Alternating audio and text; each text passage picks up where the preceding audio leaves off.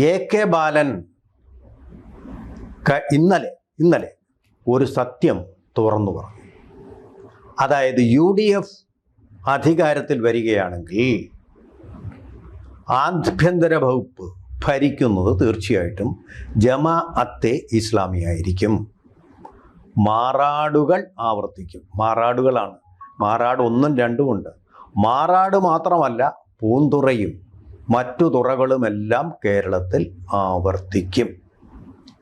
മത സൗഹൃദത്തിൻ്റെ മണിമുഴക്കുന്ന നാടെന്ന് അഭിമാനിക്കുന്ന കേരളം ബംഗ്ലാദേശായിട്ട് മാറും എന്നാണ് പറഞ്ഞതിൻ്റെ ചുരുക്കം. എന്തെന്നാൽ ബംഗ്ലാദേശിൽ ജമാഅത്തെയാണ് ഇപ്പോൾ ആഭ്യന്തരകാര്യം ചുമതല വഹിക്കുന്നത്. 6 ഹിന്ദുക്കളെയാണ് വിജയകരമായിട്ട് അവരവിടെ കൊന്നത്.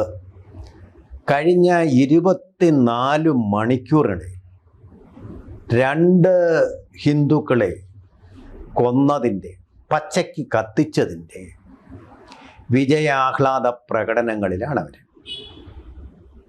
ഇത്രയും പേരെ കത്തിച്ചിട്ടും ഈ CPM ഇത് പറഞ്ഞ എ.കെ. ബാലൻ്റെ പാർട്ടി ഒരു പ്രതിഷേധ സ്വരവും ഇതുവരെ പ്രകടിപ്പിച്ചിട്ടില്ല.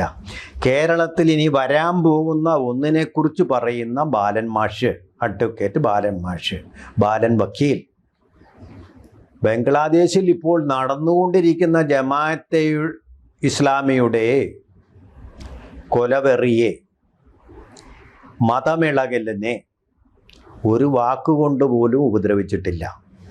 അവർക്ക് ഈ ഹമാസിന് എന്തെങ്കിലും സംഭവിച്ചെങ്കിൽ മാത്രമേ പ്രശ്നമുള്ളൂ.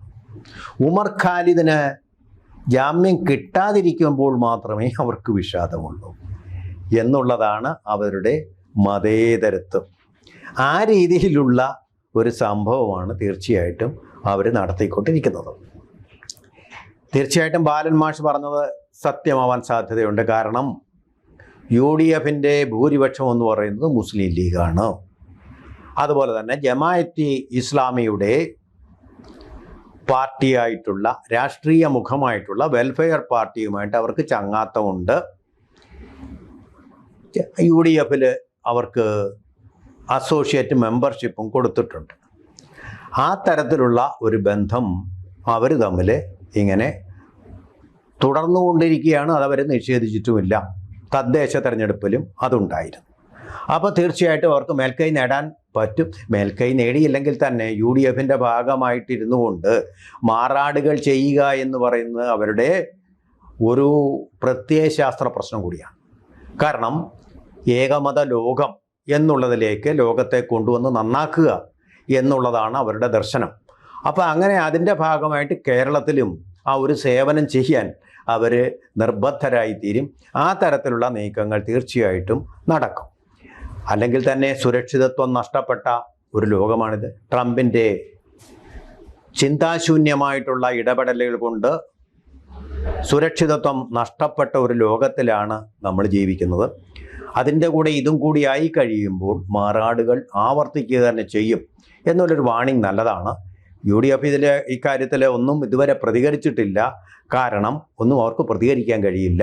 UDF LDFും ബംഗ്ലാദേശിലെ ഹിന്ദു ഹത്യയെക്കുറിച്ച്, പച്ചയ്ക്ക് കത്തിക്കലിനെക്കുറിച്ച് ഇതുവരെ ഒന്നും പ്രതികരിച്ചിട്ടില്ല.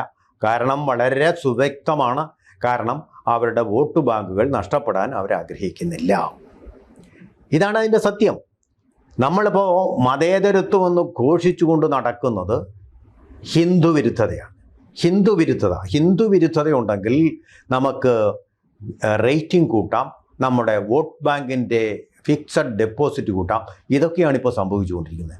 മറിച്ചൊന്നും പറയില്ല. ഇതേ കാര്യം കൊണ്ട് തന്നെയാണ് ഉള്ളിൽ തെറ്റാണെന്നറിയാമെങ്കിലും ജമ്മു കാശ്മീരിൽ അവിടുത്തെ പച്ചക്കറിയും കഴിച്ച് യാതൊരു തെറ്റും ചെയ്യാതെ ഒരു ഉറുമ്പിനെ പോലും നോവിക്കാതെ കഴിയുന്ന പണ്ഡിറ്റുകളെ കൂട്ടമായിട്ട് കശാപ്പ് ചെയ്തുകൊണ്ട് അവിടെ അതിൻ്റെ ഉത്തരവാദിത്വം ഏറ്റെടുക്കാൻ ഇതുമാതിരിയുള്ള സംഘടനകൾ ഉണ്ടായത്. ലോകത്തെല്ലായിടത്തും ഇതുമാതിരിയുള്ള സംഘടനകളുണ്ട്. ഐക്യരാഷ്ട്രസഭ 10 സംഘടനകളെ അതിൽ ലിസ്റ്റ് ചെയ്തിട്ടുണ്ട്. ആ ലിസ്റ്റിൽ വരുന്നത് പാകിസ്ഥാനിൽ പ്രവർത്തിക്കുന്ന സംഘടനകളും ഒക്കെ തന്നെയാണെങ്കിലും ഇപ്പോൾ ഈ ലിസ്റ്റിലേക്ക് പെടുത്താവുന്ന ഒരു സംഘടനയായിട്ട് ജമാഅത്തെ ഇസ്ലാമിയും മാറിയിരിക്കുന്നു. കാരണം ബംഗ്ലാദേശിലെ അവരുടെ ആ സ്ട്രൈക്ക് റേറ്റ് അത്രമാത്രം ശക്തമാണ്. ഇത്രയും പേരെ കൊന്നു കഴിഞ്ഞിട്ടും 6 പേരെ കൊന്നു കഴിഞ്ഞിട്ടും മുഹമ്മദ് യൂനുസിന് യാതൊരു അനക്കവുമില്ല. കാരണം ഹിന്ദുക്കളെ എന്തും ചെയ്യാം, അവർ സോഫ്റ്റ് ടാർഗറ്റാണ്. അതേസമയം ഉമർ ഖാലിദ് ചെയ്ത തെറ്റിൻ്റെ പേരിൽ ഒന്ന് ജയിലിൽ കിടന്നാൽ അപ്പോൾ പ്രതിഷേധം അങ്ങ് അമേരിക്ക വരെ മുഴങ്ങുകയായി, ന്യൂയോർക്ക് വരെ മുഴങ്ങുകയായി, ന്യൂയോർക്ക് മേയർ വരെ ഇടപെടുകയായി. ഇവിടെ ഇപ്പോൾ ഹിന്ദുക്കളെ അത് ഹിന്ദുക്കളല്ലേ, കുഴപ്പമില്ല എന്നൊരു മനോഭാവവും മനോനിലയും ഉള്ളിടത്താണ് ഇതൊക്കെ സംഭവിച്ചുകൊണ്ടിരിക്കുന്നത്. കാരണം ഇപ്പോൾ എന്തെങ്കിലും ഒരു പ്രതികാരം ഏതെങ്കിലും ഒരു ഹിന്ദുവിൻ്റെ ഭാഗത്തു നിന്നുണ്ടായിരുന്നുവെങ്കിൽ, അന്ന് നമ്മൾ ഗുജറാത്ത് കലാപം പോലെ ഒരു റിയാക്ഷൻ ഉണ്ടായിരുന്നുവെങ്കിൽ തീർച്ചയായിട്ടും അതൊരു വർഗീയ ഭ്രാന്തായിട്ട് കണ്ടേനെ, വർഗീയതയായിട്ട് കണ്ടേനെ. BJP എന്ന് പറയുന്നത് ഒരു തീവ്രവാദി സംഘടനയാണെന്ന് പോലും പറഞ്ഞേനെയും ലോകമെമ്പാടും, JNU പ്രത്യേകിച്ചും.